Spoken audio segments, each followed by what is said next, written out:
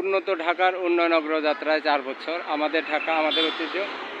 এই ঢাকা দক্ষিণ city corporation আমরা দেখতে পাচ্ছি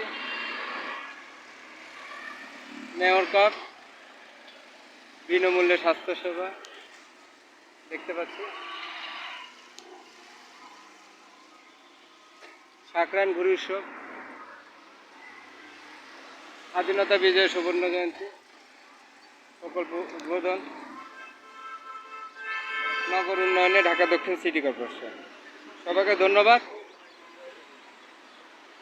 উন্নত ঢাকার উন্নয়ন অগ্রযাত্রায় 4 বছর।